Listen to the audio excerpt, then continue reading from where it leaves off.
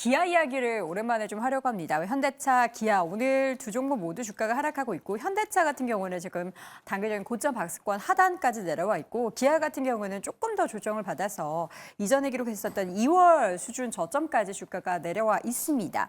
이 가운데 있어서 기아에서는 세계 최초로 생성형 AI를 접목한 신형 모델을 공개했다라고 하는데 원래 이거 뭐 AI 붙으면 다 올라가는 거 아니에요? AI가 잘 붙어야죠. 네. 잘못 붙어서. 잘못 붙었습니까? 네. K4라고 하죠. 모델이 네. 어떻습니까? K4는 일단 자동차 관련된 그런 뭐 리뷰하시는 분들 사이에서는 대단하다라고 얘기합니다. 근데 그 대단한 차가 한국에 안 나옵니다. 아, 그래요? 네. 왜요? 북미와 유럽 전용 모델로 나오기 때문에 과거에 있던 기아 시드와 비슷한 형태로 북미와 유럽 전용이고 이게 원래 K3를 K4로 바꾸고 있는 거고요. 네. K7이 K8으로 바뀌었듯이 그런 식으로 이제 홀수가 짝수로 변경되는 그러한 약간 그 넘버링으로 가고 있다라고 보시면 될 것 같은데 네. 그럼 K3가 국내에서는 어떻게 되느냐? K3도 단종이 되고 K4 대신에 이제 전기차 플랫폼으로 넘어간다라고 지금 일단 이야기가 나와 있는 상황입니다. 이제 그런 상황이다 보니까 여기 우리도 이제 생성형에 뭐 접목은 되겠죠. 근데 그 부분은 아직까지는 뭐 이게 뭐 여행을 어시스턴트 해준다든지 그냥 약간 우리가 뭐 구글 어시스턴스에서 우리가 검색하던 뭐 애플에서 검색하던 그런 정도 수준이라서 AI가 일단 붙긴 붙었는데 제대로 붙었는지는 확인이 필요하다. 이렇게 말씀드릴 수 있을 것 같습니다. 이게 AI 붙은 게 자율주행이랑은 완전 또 다른 쪽에 있어서 기술인 것 같은데 네. 어떤 뭐 기능이 있는 거예요? 일단 자율주행 같은 경우에는 이 AI 스스로 이제 뭔가 주변 환경을 파악하고 정해진 이제 경로에 따라서 이제 운전을 하는 것이다라고 하면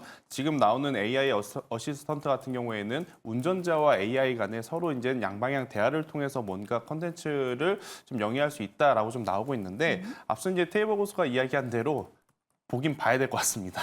이게 그냥 좀 흉내만 낸 건지 네. 정말 이제 운전자로서 어떤 이득이 있는지는 저도 이제 사용을 해봐야 좀 이야기를 좀 드릴 수는 있을 것 같고 현재 나온 이야기는 이제 크게 골자는 두 가지일 것 같아요. 운전자가 목적지 A를 향해 이제 가면서 어디 이제 뭐 설계 뭐 어디를 들렸다 가면 굉장히 좋다라든지 아니면 이 자동차 매뉴얼에 대한 그것을 이제 기반으로 깔고 그냥 사용 설명서 같은 이야기만 좀 전해준다라는 이야기가 있기 때문에 이걸 가지고 뭔가 운전자가 원하는 어떤 컨텐츠를 좀 얻기에는 아직까지는 다소 좀 약하지 않을까.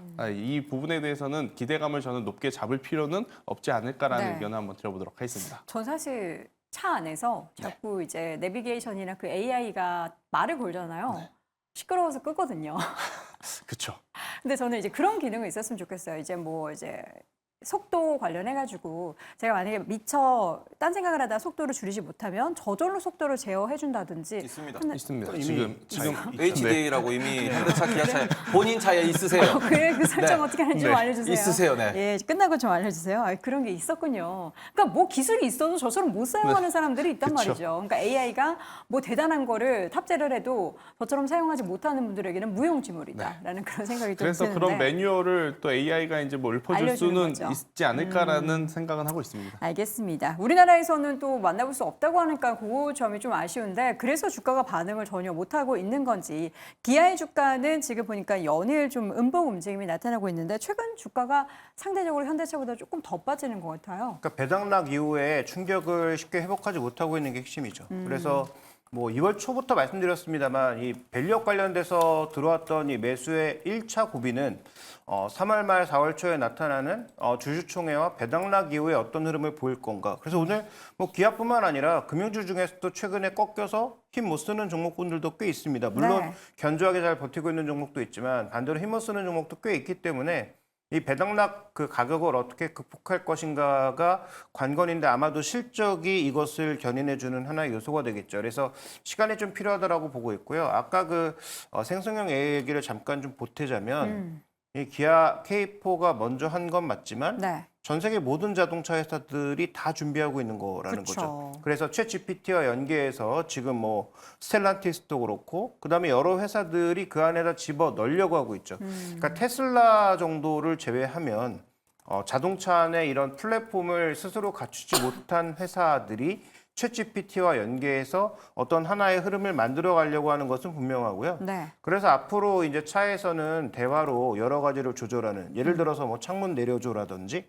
아니면 뭐 그 위에 뭐 열어줘라든지 썬루프 열어줘. 그다음에 뭐 위에 뭐 색깔을 좀 진하게, 예를 들어서 지금은 뭐 이렇게 조명을 바꿔줘. 글래스 루프 같은 거 많지 않습니까? 네. 뭐 그런 걸 조절하는 거라든지 아니면 막 가는 길에 어디를 들렸다 가는 뭐 경로를 말해준다든지 뭐 그런 형태로 갈 가능성은 높아지고 있는데 네. 그걸 이제 과거에는 자동차 회사가 모든 걸 하려고 했고 현대차도 원래 스스로 하려고 했죠. 그래서 현대 오토에버 같은 종목군들이 뭐 꽤 강세를 보인 적도 있었고요. 근데 뭐 제가 보기엔 현대 오토에버가 지금 현대차에 들어가는 소프트웨어 서비스 능력이라면 만들지 못할 것 같고요. 그래서 글로벌로 나가는 종목군들은 결국 이런 쪽으로 가는 게 아닌가 싶기도 하고. 네. 그래서 결론적으로 말씀드리면 기아는 일단 실적, 월별 나오는 실적뿐만 아니라 분기에서 나오는 실적에서 뭔가 다시 보여줘야 전고점을 좀 극복할 수 있는 그런 흐름이 만들어질 것 같고 현대차 같은 경우에는 최근에 뭐 판매량도 판매량이지만 그 마진율 자체가 그래도 꽤 유지되는 모습이어서 상대적으로 지금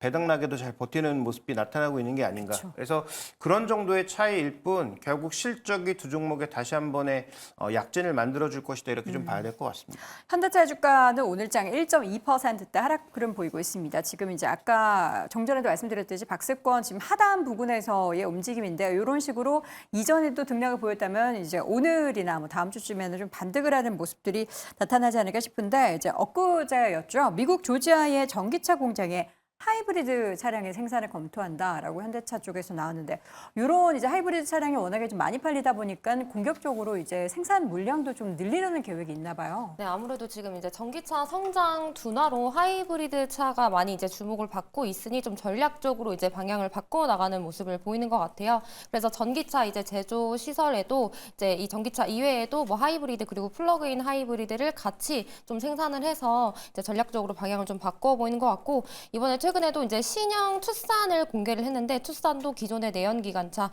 그리고 플러그인 하이브리드 이렇게 3종 모두 출시 계획을 밝혔다고 합니다. 그래서 이제 지금 자동차주를 본다면 현대차가 지금 박스권 하단이긴 하지만 그래도 이 자리를 지켜주기 때문에 기아보다는 현대차를 보시면서 이제 올해 유독 하이브리드 관련 이야기가 많이 나오기 때문에 이제 뭐 코리아 FT 정도를 자동차주를 봤을 때는 좀 같이 보시면 좋지 않을까 싶습니다. 네.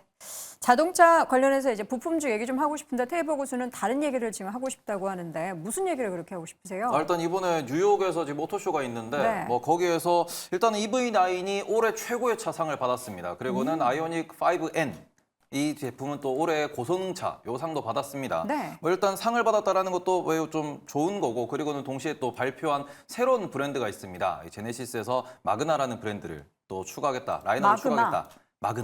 마그마라고 써 있는데요. 마그마예요? 예, 마그마 그렇대요? 그 밑에 그 화산 폭발 마그마. 네네 주황 색깔로 이렇게 오렌지색으로 근데 저는 사실 이름이 별로 기분이 안 좋은 게 네. 전기차가 그 네. 화재 위험이 굉장히 어허. 높잖아요. 근데 안 티신가요? 마그마라니. 아니요, 저는 현대차 오너 드라이버 제가 아, 예. 운전하고 있잖아요.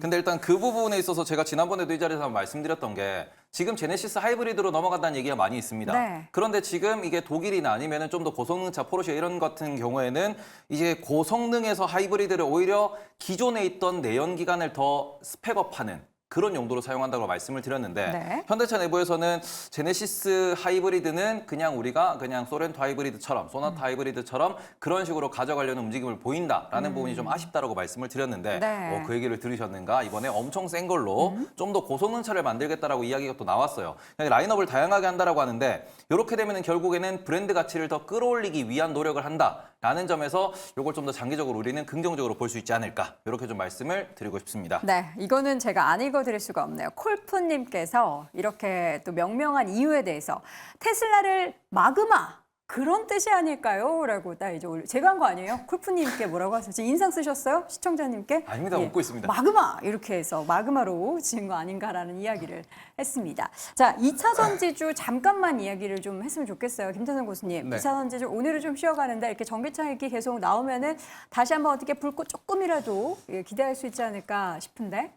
일단 2차 전지 전기차는 하반기까지는 좀 지루하지 않을까라는 생각이 들어요. 반등이 네. 나온다 하더라도 기술적 반등 그 이상의 어떤 큰 변화가 나오기 위해서는 앞단, 그러니까 가장 최전선에서 이제 수요의 회복이 좀 나타나야 하는데 지금 수요가 굉장히 약하지 않습니까? 테슬라도 지금 올해 아마 상반기 실적에 대한 어떤 눈높이를 계속 낮추고 있음에도 그 낮춘 눈높이에도 미치지 못할 것이다라는 이야기들이 지금 많이 나오고 있죠. 네. 일단 테슬라 같은 경우에는 굉장히 이제 큰 강점이 두 가지였죠. 가격적인 어떤 메리트, 이제 두 번째로는 전기차 시장에서 이제 점유율. 하지만 그 장점이라고 생각했던 것들 모두 지금 잃어가고 있는 상황이다라고 좀 생각을 하고요.